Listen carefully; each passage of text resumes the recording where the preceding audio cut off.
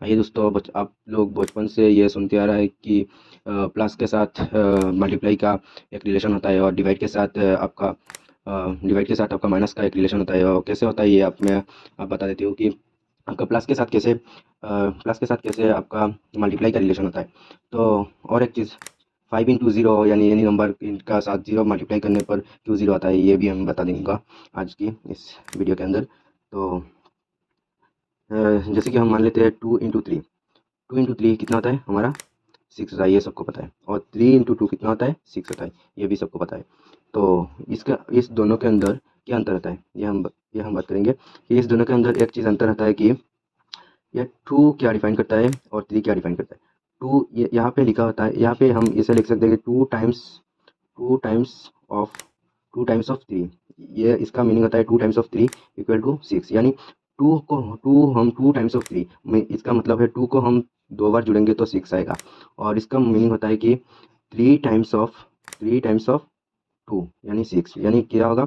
2 + 2 + 2 यानी 3 times of 3। हम 2 को 3 बार जुड़ेंगे तो 6 आएगा। ये अंतर होता है प्लस के लिए हमारा। 2 टाइम्स ऑफ क्या होता है? 3 यानी 6 होता है।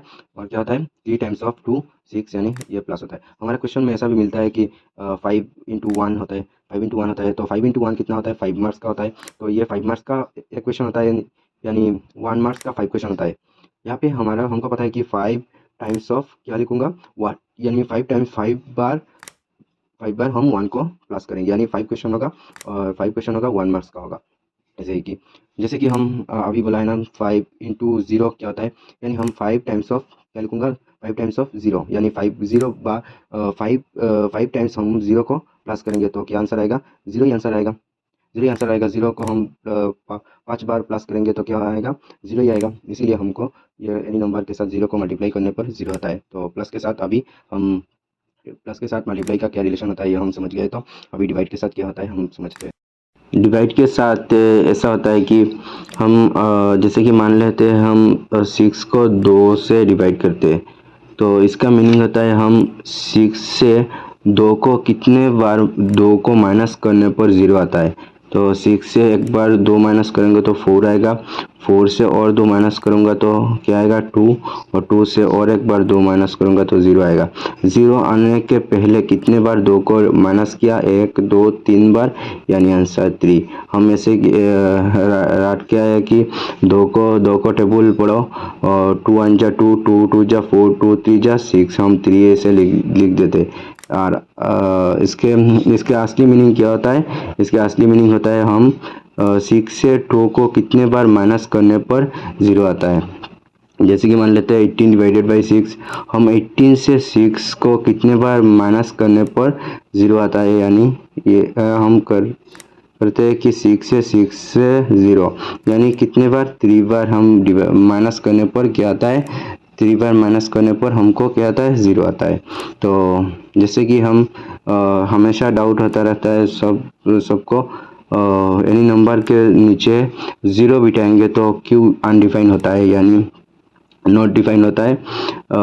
जैसे कि मान लेते हैं ऊपर में 1 और नीचे पे 0। तो हम इसका मीनिंग क्या होता है? 1 से 0 को 1 से हम नीचे वाला को माइनस करते हैं ना, 1 से 0 को कितने बार माइनस करने पर 0 आएगा? 1 से 0 माइनस करूँगा 1 ही आएगा। 1 से फिर 0 माइनस करूँगा 1 ही आएगा। फिर 0 माइनस करूँगा फिर 1 ही आएगा। ये कोई ख़त्म होने वाला है क्या? नहीं, ये ख़त्म नहीं होने वाला है। इसीलिए हम क्या लिखते हैं? नॉट डिफाइन लिखते हैं। इसको हम नॉट डिफाइन लिखते हैं क्योंकि हम नीचे वाला का माइनस करेंगे, माइनस करने बाद एक टाइम क्या आएगा? 0 आएगा। 0 आने के बाद हम छोड़ देते हैं और गिनते हैं कितने बार माइनस किया। 3 बार माइनस किया, वो आंसर क्या आएगा? 3 आएगा। और 0 को कितने बार अनडिफाइंड, क्योंकि हम माइनस करने पर 1 ही आता है, 0 कभी नहीं आने वाला। तो इसी तरह से हम किसी की कैसे हम डिवाइड करते हैं, कैसे हम मल्टीप्लाई करते हैं, ये माइनस और प्लस के साथ, एडिशन और सब्ट्रैक्शन के साथ कैसे हमारा रिलेशन बनता है, ये आप समझ गए। तो अच्छा लगे तो क्या क्या करना आता है आपको बताइए।